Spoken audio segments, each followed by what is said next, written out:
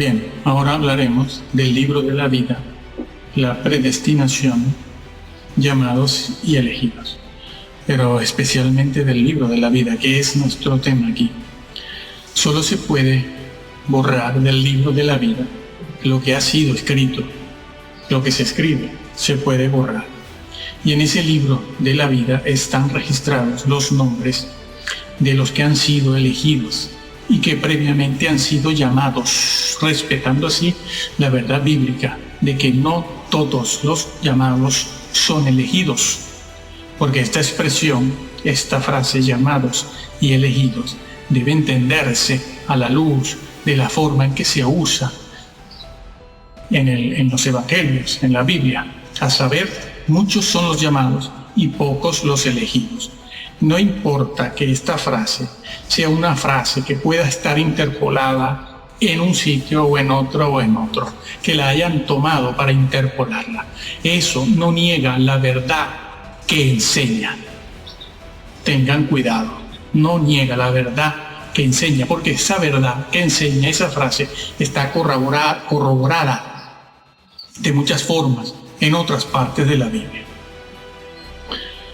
Así pues, decimos y repetimos que el libro de la vida, esa frase, que aparece desde el Éxodo hasta el Apocalipsis, no puede ser considerada como un hebraísmo. Es absurdo considerarlo un hebraísmo.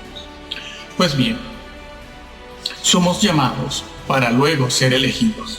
Es decir, quienes respondan a esa llamada en obediencia, ese será elegido y predestinado, que ya lo ha sido desde antes de la fundación del mundo. No somos predestinados a ser salvos, sino, como dice Romanos 8, somos predestinados a transformarnos conforme a la imagen de Cristo, cosa que los cristianos hoy en día tenemos olvidado y despreciado, porque los que enseñan en los púlpitos y en las plataformas siempre nos dejan la impresión de que tenemos que ser salvos para escapar del infierno y portarnos bien. Sí, para escapar del infierno y portarnos bien. Cosa que, aunque es cierta, es solo el comienzo de la vida cristiana. Así pues, como lo dice el Antiguo Testamento, Yahvé elige al piadoso para sí. Elige al piadoso para sí. No quiere decir eso, que somos salvos por obras. No significa eso. Significa que Dios llama y la persona responde. Y si la persona responde, es una persona que vive en santa y piadosa manera de vivir. Es piadoso. Sí, es un santurrón, porque son los santurrones y los puritanos los que se salvan. Eso es lo que enseña la Biblia. Y entonces, de allí la frase usada por Yahvé, por Dios, que dice que Él elige al piadoso para sí, lo elige de entre los llamados. No significa salvación por obra, significa crecer en santidad, en obediencia.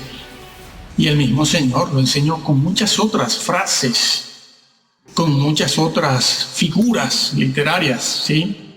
Como cuando dijo al que venciere, yo no tengo que vencer porque ya yo soy predestinado y justificado. No, has de vencer. Saben ustedes que la salvación en la Biblia se presenta en 3 tiempos: pasado, presente y futuro. Fui salvo en el pasado, lo estoy siendo en el presente, pero he de alcanzar la salvación en el futuro. Sí, es que se utiliza también incluso esa frase, para que alcancéis, el que alcance, para que no dejen de alcanzar. Es así que tenemos que formular la doctrina y la teología, y no con nuestra boquita y nuestras palabras y pareceres y opiniones, porque muchos se están perdiendo por eso. Es lo que enseña la fraseología bíblica. Salvo en el presente, pero es de ser salvo en el futuro, como quien tiene una herencia. La herencia es tuya en este momento. Somos herederos de alguna hacienda, finca o granja. Sí, pero todavía no la he heredado. algún día la tendré que heredar. Será mía cuando la herede del todo, cuando llegue al final. Sí, todos somos llamados, y si todos los llamados cooperan con el suministro de la gracia divina, crecerán y madurarán en santidad y conocimiento de la persona del Hijo de Dios. Sin embargo, muchos de sus escogidos, después de recibir el perdón, la redención, la vida eterna, el Espíritu Santo, tal y como lo dice Hebreos 6, no están dispuestos a renunciar a todo. No están dispuestos a renunciar al mundo y a obedecer y cooperar con la gracia de Dios. Por lo tanto, cuando regrese el Señor, no estarán preparados y no entrarán en el reino milenial, ni pueden participar del premio, que es la vida eterna, porque la vida eterna se califica de premio. Sí, el vocablo premio en la Biblia se utiliza también para hablar de la mismísima vida eterna. El que caiga en pecado y sea vencido por este, como lo dijo el apóstol Pedro, porque el apóstol Pedro lo dice, si alguno que está como creyente, que ha sido iluminado por la verdad, que sabe, que conoce, luego, y se aparta de la vida del mundo y sigue una vida santa, pero luego cae en pecado y es vencido por este, quiero explicarte una cosa. Mira, esto que dice el apóstol Pedro de ser vencido, utilizo yo una palabra que significa capturar. Es decir, como el diablo te capture en esa caída, no saldrás de allí más nunca en la vida. ¿Por qué? Por lo que dice Hebreos 6, por ejemplo. Es imposible volver a crucificar a Cristo. Él no va a bajar del cielo otra vez por nuestra irresponsabilidad y falta de seriedad, o por seguir a estas vacas sagradas de fama internacional, predicadores de multitudes, cosa que no ha tenido nadie en la historia, ¿no?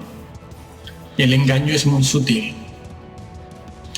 Pues bien, el que caiga en pecado, repetimos, y sea vencido por este, no entra en el reino. Y es absurdo calificar al libro de la vida por ello de hebraísmo, solo porque niega la predestinación al estilo de los reformadores de la edad del siglo XV. Hoy se hace mucho énfasis sobre lo que dijeron y enseñaron los reformadores del siglo XVI, XVII y posteriores también. Y nos preguntamos, ¿por qué estos modernos guías del pueblo de Dios, incluso los mesiánicos, estos modernos guías y líderes, no leen primero a los padres de la iglesia antes que leer, o primero que leer a Agustín, o a Calvino, o a Lutero, o a Zwinglio, o a Platón, o a Aristóteles, o a cuanto orientalista se aparece por allí, Zoroastro, Lao Tse, Buda? ¿Por qué? ¿Saben quiénes eran los padres de la iglesia? ¿A qué no? No eran los curas, ni la Iglesia Católica, ni el Vaticano. Esa es la impresión que dejan caer desde los púlpitos, porque así es más fácil manipular a los creyentes. Mira, los padres de la iglesia de primera línea, eran los discípulos de los apóstoles, nada menos. Eran los discípulos de los apóstoles. Ellos recibieron la fe, la doctrina y la vida práctica de mano de los mismísimos apóstoles. Estuvieron allí en carne, lo vivieron, no se lo contaron a ellos. Ellos lo vivieron. ¿Y qué enseñaban ellos, los padres de la iglesia? Los curas, no, los curas vinieron mucho más tarde, hacia el siglo IV y V. Empieza realmente a verse la iglesia de Roma tal y como la conocemos hoy. Antes no. Los padres de la iglesia no eran curas. Si alguien ha dicho eso, ha engañado. Deben estudiar.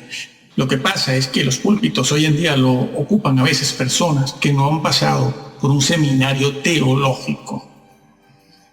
Ponen en los púlpitos a personas que pertenecen a la tribu, el nepotismo eclesiofamiliar. Sí, sí. Van comprando libros por las librerías cristianas, los van leyendo y después los sueltan en el púlpito. Claro, claro. ¿Qué enseñaban los padres de la iglesia de primera fila, de primera línea? Pues ellos también se consideraban llamados y elegidos, sí. Decían que estaban sus nombres escritos en el libro de la vida. Y ellos, sin embargo, al hecho de ser llamado y elegido, no lo consideraban como una garantía de salvación, tal y como hoy en día se enseña, ¿no? Sino que ellos velaban y cuidaban su salvación. Sí, sí. Aquellos hombres, ¿cómo te los nombro? Clemente, Ignacio de Antioquía, Bernabé, Ambrosio, etcétera, etcétera, etcétera. Ellos velaban y cuidaban lo que el Señor les había dado en su gracia.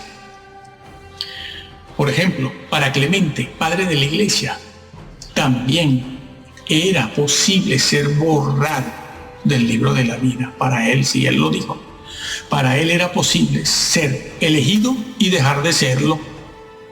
¿Y por qué le voy a creer más a los reformadores que a Clemente? ¿Por qué? ¿Quién estuvo con los apóstoles? Ignacio de Antioquía. Pensaba él que se puede corromper la doctrina, ¿sí? Y por lo tanto, si se corrompe la doctrina, se corrompe la fe de Dios, decía él lo decía. Y así se corrompe el maestro también, él lo decía. No nosotros. Se corrompe el maestro y por lo tanto se termina perdiendo la salvación, se termina en condenación. Algo que también enseñó el apóstol Pablo en 2 de Timoteo 3. Ten cuidado de ti mismo y de la doctrina. Sí, pues haciendo esto te salvarás. Ay, me salvaré de la guerra, me salvaré del hambre, me salvaré de la crisis. No, me salvaré de decir tonterías. No, te salvas de la condenación. De la condenación. Como está dicho también en 1 de Corintios 3. Y en la epístola de Bernabé se dice que si por ser llamado uno se confía y se echa a dormir en las propias debilidades, eso que nosotros decimos es que yo soy débil, eso es condición humana, déjame robar un poquito. Sí, sí, él, Bernabé, repito, decía que si nos dormimos en nuestras debilidades, pecados y fantasías de almohada, y Satanás vuelve a tomar el control de la mente, el pensamiento y los hechos, la conducta, nos va alejando poco a poco del reino. Dice él que nos va empujando lejos del reino de Dios y su justicia, sin ni siquiera nosotros advertirlo ni percibirlo. Y así al final nos condenamos. Cuando Dios llama, se debe responder con seriedad, con responsabilidad, con fe y obediencia. Y es aquí donde todos tropiezan, porque ya intuyen que para obedecer hay que dejarlo todo o casi todo para crecer en santidad después. Sí. Saben, sienten, intuyen, piensan que tienen que obedecer a Jesús cuando dijo: si tu ojo te es ocasión, sácalo. Si tu mano o tu pie, sácalo. Sí, eso fue dicho a creyentes y discípulos del Señor, que son los que están arriba, que son los que están en esa condición desde la que se puede caer. Están en el lugar de donde se puede uno caer. Porque los incrédulos, los ateos, los visitantes, los que reciben un tratadito, el amigo y vecino mentiroso de al lado, ese no tiene de dónde caer. Porque no es convertido, no está en Cristo, no está en la salvación. Se cae cuando se está en una condición elevada, cuando se tiene de dónde caer, es decir, de la gracia. No has cuidado, no, tu nombre es borrado. Así que saben que tienen que cortar. Sí, cortar con vídeos, cortar con los Simpson, con las novelas, las fantasías amorosas, pensamientos vengativos, asesinos. No, eso de fantasías amorosas no me lo invento, eso está en Malaquías 2. Saben que después de que el Señor Yahvé denunció eso de los pensamientos en la mente, Él cerró el templo. Sí, el santuario, Él lo cerró. Él lo dijo, yo voy a cerrarlo por esto. Vuestras mentes, lo que pensáis. Dios no está metido en un rincón de la esquina para ver lo que yo hago en la cocina. Él no se ocupa de eso, sí, porque esa es la victoria que tenemos que ganar. Léelo. Nosotros tenemos un mensaje sobre Malaquías 2, nada más. Es mucho lo que hay allí, es bastante fuerte. Él cerró el templo del Señor. Dijo, bueno, esto se acabó porque no se puede. Sí, hay que cortar con eso, con los pensamientos vengativos, asesinos. Estamos rodeados de cainitas en el templo. Quienes estamos en la crema y la pomada, dentro lo vemos. Saben que tienen que dejar ciertas visitas y asociaciones, votar o tirar todas las revistas que tienen o están llenas de provocaciones y violencia. Dejar la bolsa de valores, sí, amigo. No. Eso de la bolsa de valores son de esas cosas que uno dice, bueno, eso es legítimo. No, será legítimo, pero no es santo. No es santo. Y estás llamado a ser santo. Tienes que dejar al mago, Harry Potter. ¿Te gusta la magia? Claro. Que tanto aman los creyentes. Harry Potter. Tienen que cortar con las fiestas, celebraciones y las opíparas comidas. Opíparas, sí. Dejar la ropa ajustadita, insinuante, provocadora, que es la llamada del sexo, en el propio templo, por los pasillos, a veces brindando, dando la Santa Cena o recogiendo los diezmos, amigo, bajo el beneplácito de cuanto pastor, obispo, cura o sacerdote anda por allí, sí. Y luego ellos mismos se lamentan, sí, del adulterio en el que ya llevan instalado a alguno de ellos, sí. Y es que saben que, como las mujeres se marchen de la iglesia porque tienen que ir en faldas largas a ver quién diezma. Son listos. En el Nuevo Testamento la elección se realiza en aquellos que hacen la voluntad del Padre y llevan fruto. Bueno, otra frase más usada por el Señor, llevan fruto. No, eso está escrito. Evangelio de Juan 15. El que en mí no lleve fruto es cortado y echado en las tinieblas de afuera.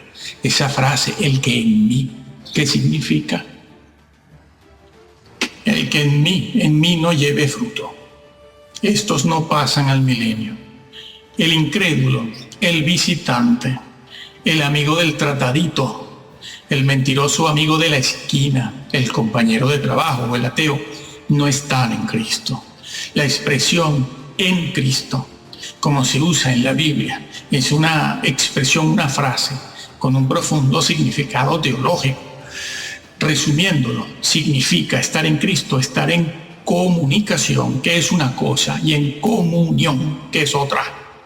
Solo los convertidos están pegados a Cristo de tal manera que están en Cristo, claro, en comunión. El incrédulo, repetimos, el visitante, el amigo al que se le regala un tratado, a un ateo, no están en Cristo, porque esa frase en Cristo implica una pertenencia a Jesús.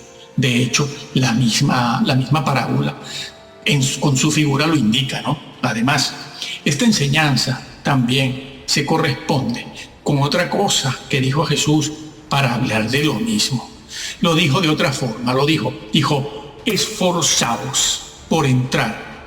Sí, esforzado, agorizomai, agonía, una entrada agonizante.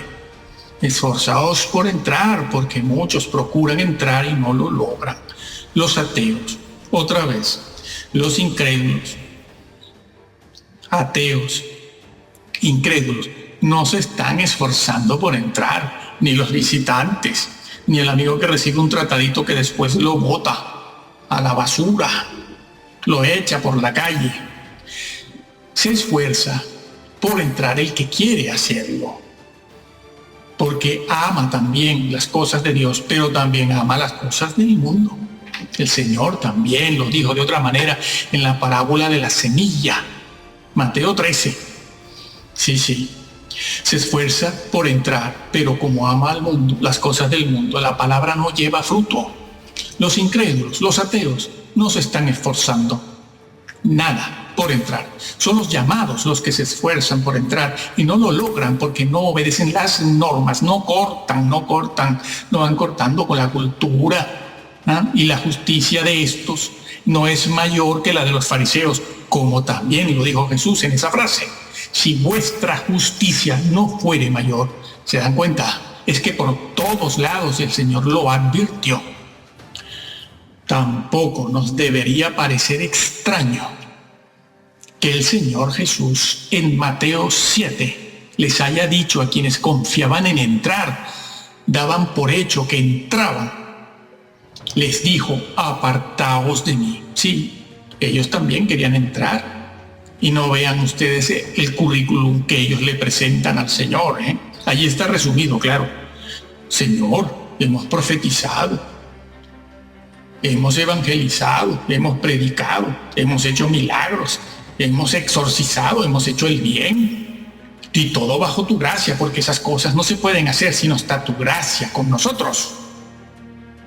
¿Qué currículum, amigo? A ver quién hace todo eso junto. ¿Y qué les dice el Señor? Apartaos de mí.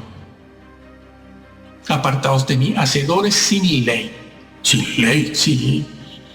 El vocablo griego utilizado allí es sin ley. En cualquier texto o manuscrito griego aparece sin ley. Claro que en algunos manuscritos griegos aparece la palabra injusticia, pero bueno, es lo mismo, ¿no? Injusticia, sin ley o contra la ley. Nosotros pensamos en hacedores de maldad. No, bueno, la gente mala, los ateos son malos. No. Está diciendo otra cosa. Sin ley. ¿Cuál ley? ¿Cuál ley?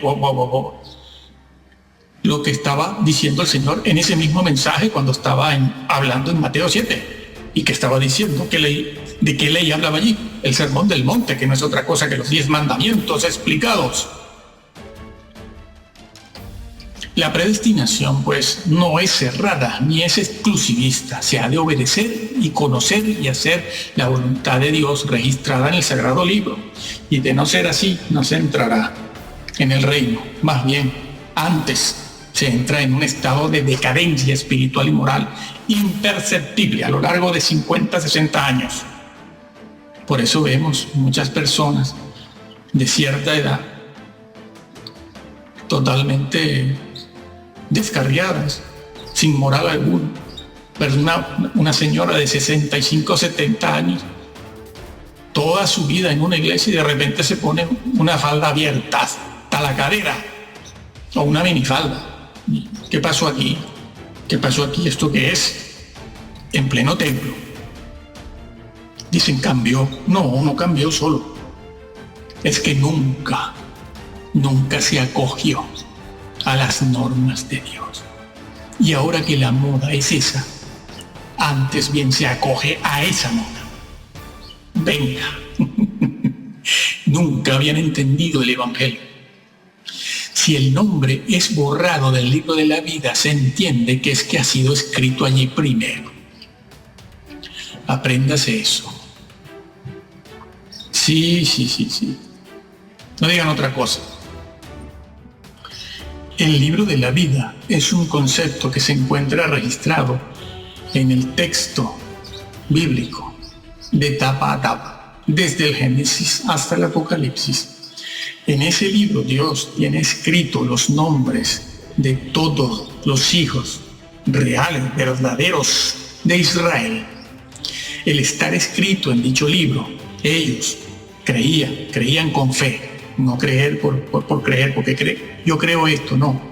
La fe de ellos creía que el estar escrito en ese libro les daba el derecho a participar de la vida eterna y del reino mesiánico de justicia y paz y de la eternidad. Y que era borrado de ese libro significaba la exclusión del pueblo, de entre el pueblo de Dios y no mesiánico. Por ejemplo, Moisés estaba dispuesto a que su nombre fuera borrado del libro de la vida si con eso se pudiera salvar al pueblo de Israel de las consecuencias de sus pecados. Moisés. También el salmista esperaba que los malvados fueran borrados del libro de los vivientes. Los malvados, claro que un día no lo eran, pero se convirtieron, como dicen los padres de la iglesia,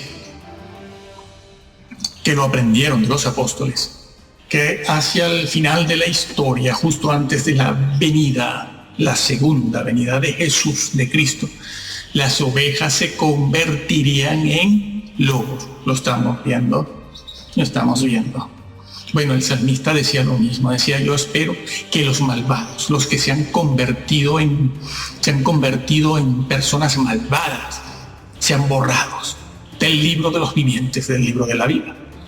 También Daniel decía que cuando llegue el juicio final, los que estén escritos en el libro de la vida sean liberados.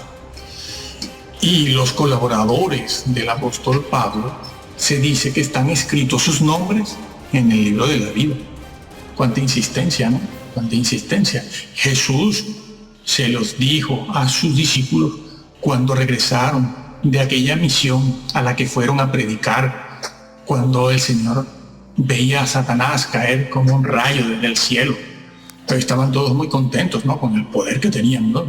Se nos sujetan los demonios, se nos sujetan, nos obedecen. Sí, lo mismo que aquellos que sacando currículum en el juicio, ¿no? En tu nombre hemos hecho esto y aquello y lo otro. Sí, lo cual era verdad, ¿eh? Bueno, pero el Señor a los discípulos en aquella ocasión les dijo, están muy contentos, ¿no?, con el poder, sacando demonios. Alégrense más bien, de que sus nombres están escritos en el libro de la vida. Eso incluía a Judas. El que no esté escrito en el libro será arrojado además al lago de fuego.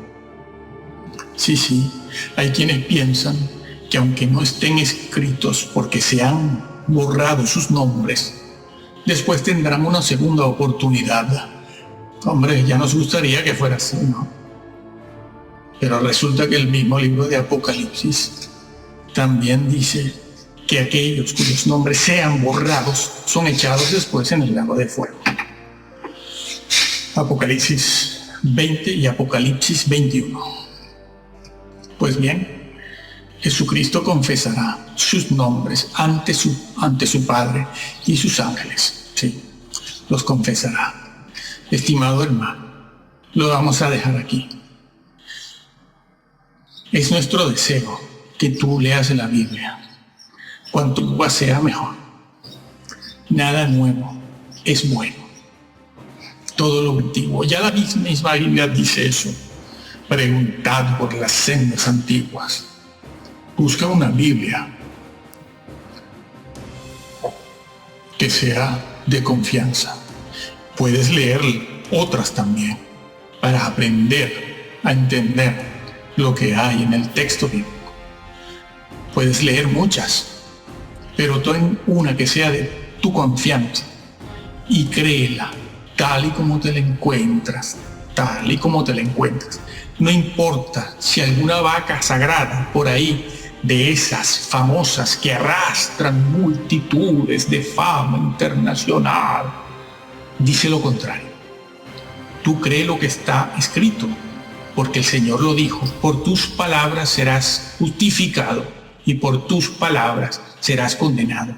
Esa frase que está en Mateo, tus palabras, en la mentalidad judía, cuando se decía eso, se pensaba en todo el consejo de Dios, es decir, por tu doctrina, por las cosas que tú crees de la doctrina de Dios, por tus palabras serás justificado y por tus palabras serás condenado. No está refiriéndose a si yo digo una grosería, una palabra obscena, grosera, por lo cual vamos a ser juzgados también, claro, pero el Señor allí no se está refiriendo a eso. Eso, se está refiriendo a la doctrina.